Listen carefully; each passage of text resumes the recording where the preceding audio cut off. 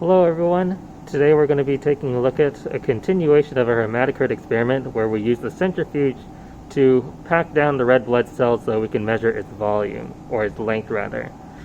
So for many of you, it's likely that you know what a centrifuge is, but essentially a centrifuge is going to be able to spin very, very, very fast in order for it to use centripetal force to push all of its different components in the fluid out to the periphery.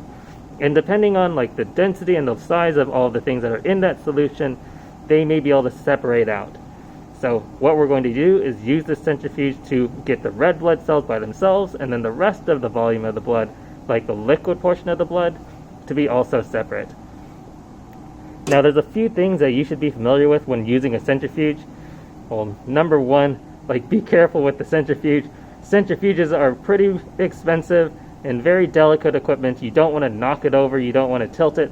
You want to keep it level so that it's in a balanced state, and so that it doesn't get out of whack while you're spinning whatever you're doing or whatever you're trying to separate at very high speeds. But what we have here are all of our 7 solutions, as well as one kind of counterbalance. But essentially what we have here is the 7 tubes, or the capillary tubes, placed into the centrifuge with the cap sized out.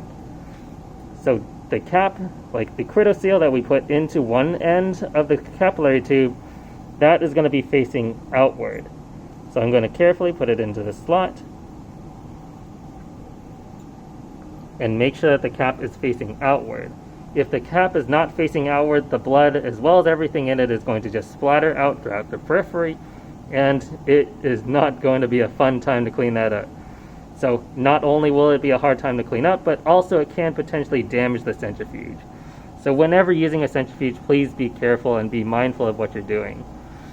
Now another thing that you'll see, that I kind of talked about in just a short time ago, is that there's a counterbalance between the two sides. We have 4 tubes on one side and then 4 tubes on the other side. This is to make sure that when it's spinning, it's going to be balanced and it doesn't tilt any other way, or it doesn't get out of balance, so that everything in the centrifuge is okay. So what we're going to do now is put this lid onto the centrifuge, or onto the tubes, so that nothing comes out of place. Please make sure that whenever using the centrifuge you put this lid on, otherwise once again everything is going to break, everything is going to fly out. And don't tighten it too much, but make sure that it's sealed enough so that everything stays in place. You don't want to strip the screw or anything, just make sure that it's tight enough. But following that, you'll close the lid, start it up, and you'll be good to go. So we're going to use 10,000 RCF for 10 minutes, and we're going to see that the red blood cells are going to separate out from the rest of the blood, and you'll see the plasma on the other side. So we'll continue after the centrifuge has run and take a look at what we have at the end. So see you in the next video.